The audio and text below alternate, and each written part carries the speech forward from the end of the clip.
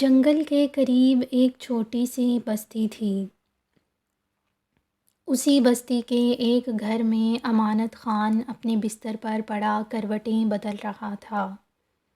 وہ ایک محنتی لکڑہارا تھا، قریبی جنگل سے لکڑیاں کاٹ کر فروخت کرتا اور اپنی گزر بسر کرتا۔ آج اس نے سورج نکلنے سے بہت پہلے جنگل جانے کا فیصلہ کر لیا۔ اس نے کلہاڑا اٹھایا، اپنے گدھے کو ساتھ لیا اور چاند کی روشنی میں چلتا ہوا جلد ہی جنگل پہنچ گیا۔ ایک گھنے درخت کے نیچے جا کر وہ رک گیا۔ اسے درخت کے تنے میں کوئی چیز دکھائی دی۔ پہلے تو وہ گھبرایا کہ شاید کوئی خطرناک جنگلی جانور ہے، مگر کوئی حرکت نہ ہونے کی وجہ سے وہ سوچ میں پڑ گیا۔ اس نے ایک پتھر اٹھا کر اسے زور سے مارا۔ ٹک کی آواز سنائی دی۔ امانت خان کو یقین ہو گیا کہ یہ کوئی جانور نہیں ہے۔ اس نے قریب جا کر اسے اٹھا لیا۔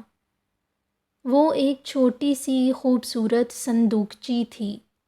اسے کھول کر دیکھا تو وہ حیران رہ گیا۔ صندوقچی سونے کے زیورات، ہیروں اور اشرفیوں سے بھری ہوئی تھی۔ بستی کے سب لوگ غریب تھے۔ امانت خان سمجھ گیا کہ یہ صندوقچی گاؤں کے کسی شخص کی نہیں ہو سکتی۔ اس نے صندوقچی ایک طرف رکھ دی اور خود لکڑیاں کاٹنے میں مصروف ہو گیا۔ وہ ایک ایماندار شخص تھا۔ اسے رہ رہ کر یہ خیال ستا رہا تھا کہ وہ اصل مالک تک یہ صندوقچی کیسے پہنچائے گا۔ ادھر بادشاہ کے دربار میں کھلبلی مچی ہوئی تھی اور یہ خبر جنگل کی آگ کی طرح پھیل چکی تھی کہ شہزادی کی ایک قیمتی صندوقچی گم ہو گئی ہے۔ جنگل میں صندوقچی چھپانے کا یہ کام صادق خان اور اس کے ساتھیوں کا تھا۔ صادق خان پر بادشاہ بہت اعتماد کرتا تھا، مگر یہ لالچی قسم کا شخص تھا۔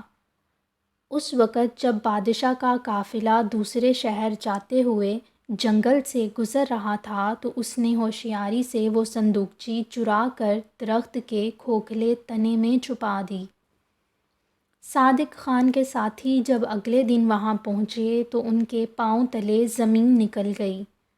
صندوقچی اپنی جگہ پر موجود نہیں تھی۔ انہوں نے آ کر صادق خان کو اس کی اطلاع دی۔ یہ سنتے ہی وہ غصے سے پاگل ہو گیا۔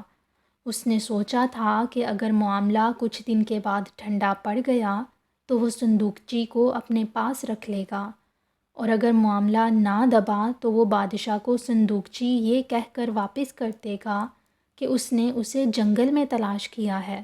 اس طرح وہ انعام بھی وصول کر لے گا۔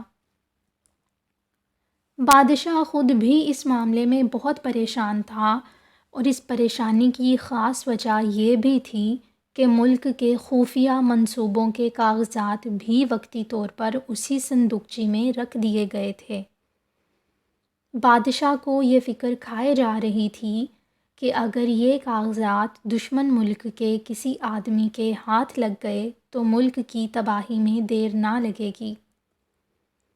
دوسرے دن امانت خان جنگل میں لکڑیاں تلاش کرتے کرتے بہت دور نکل گیا۔ شام کو جب وہ اس درخت کے پاس سے گزرنے لگا جہاں سے اسے صندوقچی ملی تھی، اس نے کچھ لوگوں کو باتیں کرتے ہوئے سنا۔ وہ لوگ صندوقچی کے متعلق ہی گفتگو کر رہے تھے۔ امانت خان نے پہلے سوچا کہ وہ جا کر ان کو صندوقچی کے بارے میں سب کچھ بتا دے۔ پھر اس کے دل میں خیال آیا کہ یہ لوگ کہیں ڈاکو اور لٹیرے ہی نہ ہوں۔ وہ چھپ کر ان کی باتیں سننے لگا۔ یہ لوگ صادق خان اور اس کے ساتھی تھے۔ امانت خان کو ان کے سارے منصوبے کا علم ہو گیا۔ وہ آنکھ بچا کر وہاں سے چلا گیا۔ اگلے دن امانت خان بادشاہ کے محل کی طرف روانہ ہو گیا۔ بادشاہ نے اسے محل میں آنے کی اجازت دے دی۔ امانت خان نے بادشاہ سے سرگوشی کے انداز میں کہا، بادشاہ سلامت، آپ کی ایک قیمتی صندوقچی گم ہو گئی ہے، میں اسے لے کر آیا ہوں۔ بادشاہ یہ سنتے ہی اچھل پڑا۔ امانت خان نے صندوقچی سامنے رکھ دی۔ بادشاہ نے صندوقچی کھولی تو اس کے اندر نظر ڈالنے کے بعد سکون کا ایک گہرا سانس لیا۔ اس میں تمام چیزیں بحفاظت موجود تھیں۔ امانت خان نے صادق خان اور اس کے ساتھیوں کے منصوبے کے متعلق تفصیل سے آگاہ کیا۔ بادشاہ نے کہا، نوجوان، اگر تم چاہتے تو اس صندوقچی کو اپنے پاس بھی رکھ سکتے تھے۔ اس میں جتنا خزانہ ہے وہ تمہاری آنے والی نسلوں کے لیے بھی کافی تھا۔ امانت خان نے جواب دیا، حضور، میں نے ہمیشہ اپنے ہاتھ سے محنت کر کے کمایا اور کھایا ہے۔ اگر میں اس امانت میں خیانت کرتا تو خدا کو کیا جواب دیتا؟ شاباش نوجوان، بادشاہ نے خوش ہو کر کہا۔ شاباش نوجوان، بادشاہ نے خوش ہو کر کہا۔ اگلی صبح جب لوگ بادشاہ کے دربار میں آئے تو یہ دیکھ کر حیران رہ گئے کہ صادق خان اور اس کے ساتھی بیڑیوں میں جکڑے ہوئے تھے اور ایک اجنبی بادشاہ کے ساتھ تخت پر بیٹھا تھا۔